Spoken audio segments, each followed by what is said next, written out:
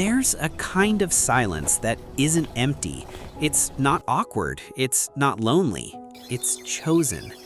And if you've ever met someone who loves being quiet, or if that someone is you, there's something deeper happening beneath the surface than most people realize. Because silence, for some people, is not the absence of noise. It's where they finally feel like themselves. Hi everyone, welcome back to Dude Psychology. Let's talk about that. Psychologists have long studied introversion, but what's often misunderstood is this. People who love quiet aren't necessarily shy, broken, antisocial, or uninterested in others. Hi everyone.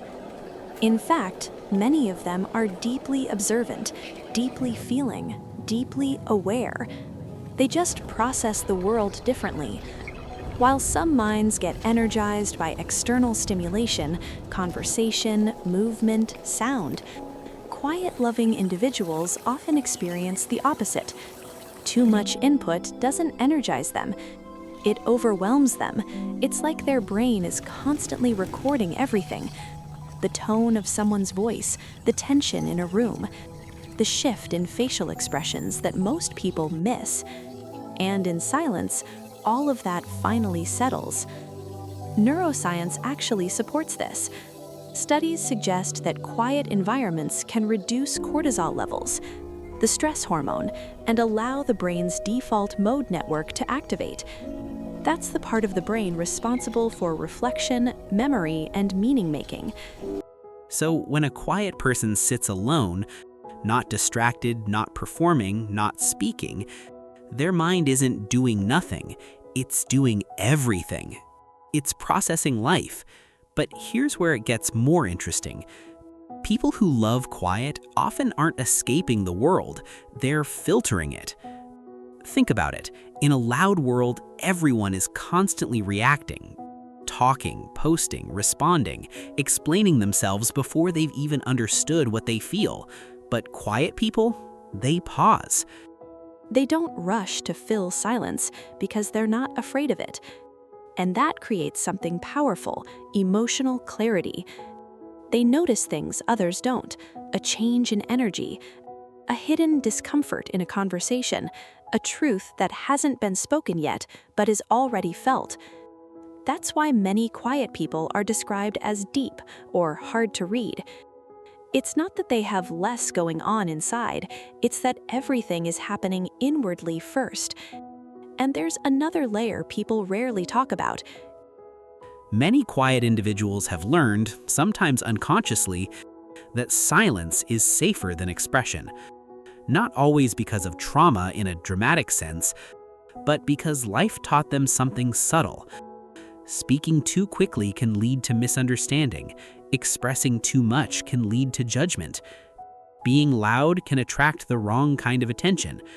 So they learned to observe first, speak later, or sometimes not at all. But here's the misconception. People often assume they have nothing to say. That couldn't be further from the truth. Quiet minds are usually full of dialogue, just internal instead of external. They rehearse conversations that never happen. They analyze meanings behind words long after others have moved on.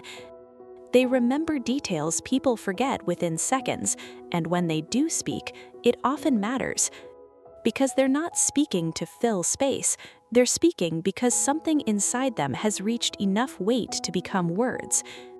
There's also a social misunderstanding that quiet people are disconnected. But many of them feel deeply connected to people, to moments, to emotions. They just don't always show it in visible ways. Instead of saying, "I care," they might remember what you said weeks ago. Instead of expressing excitement loudly, they might simply smile in a way that means everything. Instead of seeking attention, they give it fully, quietly, and completely. In a world that rewards volume, quietness can be mistaken for absence.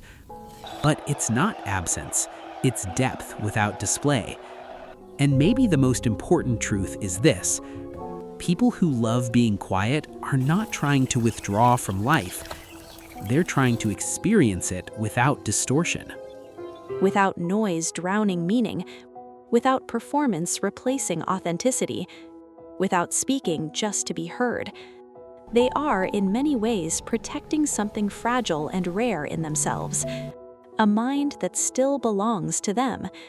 So if you are someone who prefers silence, or if you've ever felt misunderstood for needing space, for not speaking first, for choosing observation over reaction, maybe there's nothing wrong with you at all.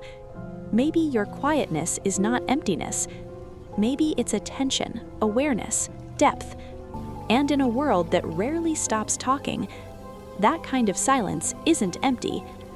It's powerful.